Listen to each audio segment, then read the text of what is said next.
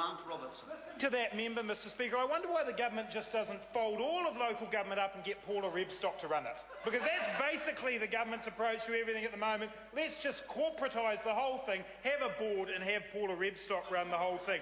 Mr Speaker, it's important to see this bill in the context of what this government has done with local government since it got into office in 2008. It inherited the Royal Commission on Auckland. Everybody in the Auckland region wanted something to happen, wanted a more efficient process, wanted better decision making. The Royal Commission came through and this government came along and ripped out sections of the report. They just said, no, we don't like that bit of it.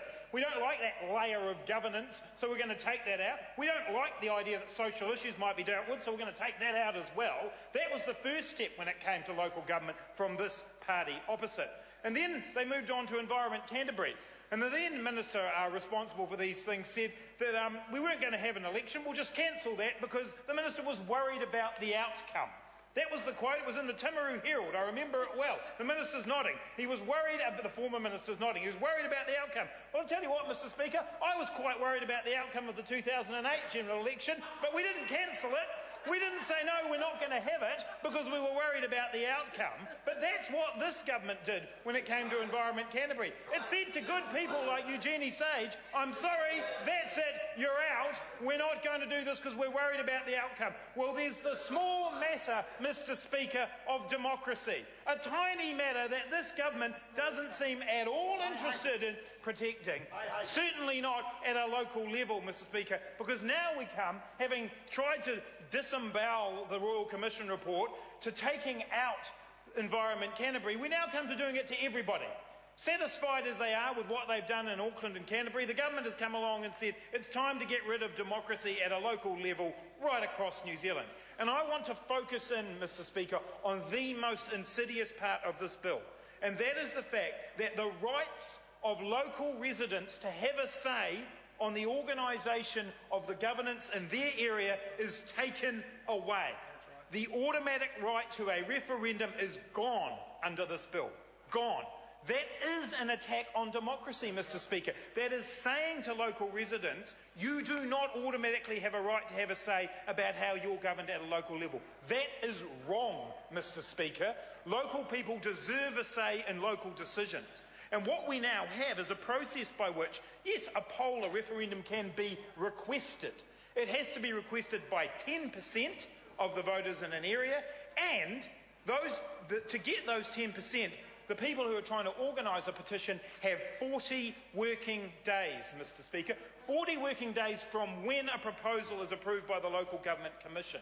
In the Wellington region here, should a proposal come forward for a so-called super city for the Wellington region, that will be around 48,000 signatures to collect in those 40 days. Can't start any earlier than when the proposal comes up, and that's as good as it gets. It's democracy if you can pull off that 10%. It's not democracy for everybody in the region. It is wrong, Mr Speaker, and that is an attack on our democracy, and this bill today takes away democratic rights. What kind of government comes to this House to take away people's democratic rights? This kind of government, a national government that is determined to see all of local government in the sense of corporatised, board-like relationships, rather than it being part of democracy, rather than it being something that local people have a say in. But that's what we have today in front of us, Mr Speaker, is a bill that effectively says amalgamations will be coming. You will get them no matter what. Now, some amalgamations may be a very good idea indeed, but local people deserve the right to a say. Not to have to go out and work to have a say. They actually deserve a right to have a say about what the structure of governance will look like in their area, and this bill strips that right away. The word flexibility keeps being used, but the question I've got to ask is, how do we balance flexibility, streamlining, against people's right to have a say in how they're governed? This bill gets that balance all wrong, Mr Speaker, and it should not be allowed to pass. The other part of this bill that I do want to put some time into is the question of the change from removing the 4 well-beings from the 2002 Act. Because there's been a lot said about the fact that councils are somehow out of control They're completely out of control with what they're doing as a result of the 2002 Act. Well, to repeat what Mr Twyford has said, the Department of Internal Affairs says there is no clear quantitative evidence to suggest the Local Government Act 2002 has resulted in a proliferation of new activities or that local government is undertaking a wider group of functions. That's the Department of Internal Affairs. That's the Minister's own advisors saying, actually, the whole premise of that change doesn't even stack up. And as Mr Twyford said before, frankly, the government doesn't even know why it's changing this particular clause. It wants to look like it's somehow or other going to streamline and narrow what it is that local government can do. But the reality is they don't know. Is it the V8s or is it the flower show? Now, some people might argue that's evidence of Maggie Barry's influence over this government. Flower shows are in, David Bennett has no influence, V8s are out. That could be one argument, Mr Speaker, for what's dropped. Tim McIndoe, sorry, I forgot. Maggie Barry's in the ascendancy, Tim McIndoe and David Bennett are out. Flower shows versus V8. But actually, Mr Speaker, I think it's simpler than that. The government wants to look like it's making a change in this area when in reality it's actually not. But what worries me more is that this is happening in the context of a time when the government at a central government level is bailing out of important public services. It's actually saying that it's not going to be providing the kind of support in housing and health and all the areas that we think of as central government's role. Yet at the same time it's trying to tell local government, well, you shouldn't be in those either. But it's confused, it doesn't add up, it doesn't actually make any sense in terms of what councils will be directed to do. And here we have the Auckland Council with its magnificent new plan, founded on the four well-beings. Sorry, not quite sure we fit into those anymore. I've got a prediction for you, Mr Speaker. I think they probably will be able to fit everything into the new structure because this government simply doesn't know what they mean by their new purpose statements for core public services.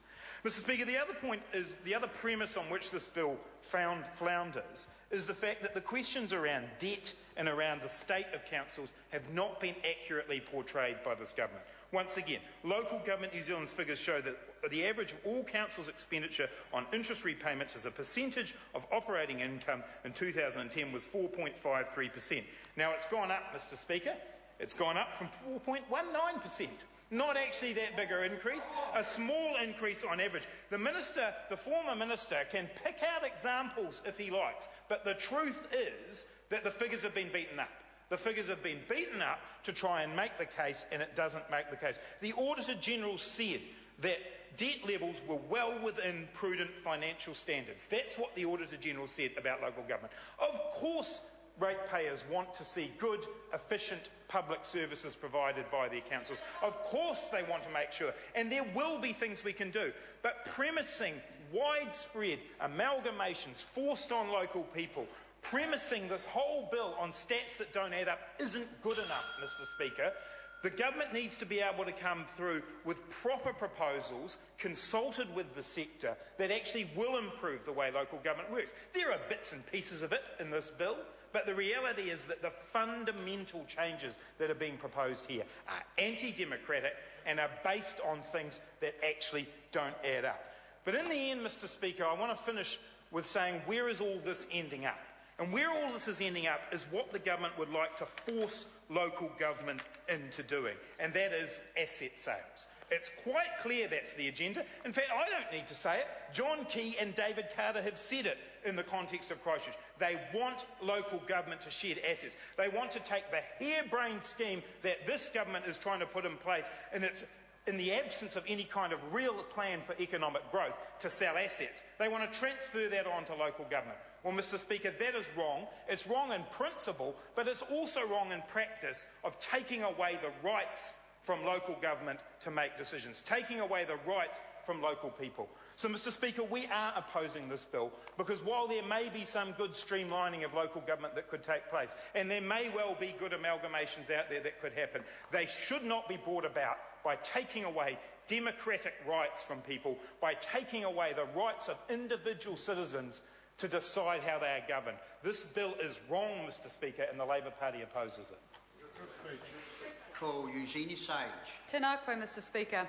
Local government has an enormous influence on nature, on our quality of life.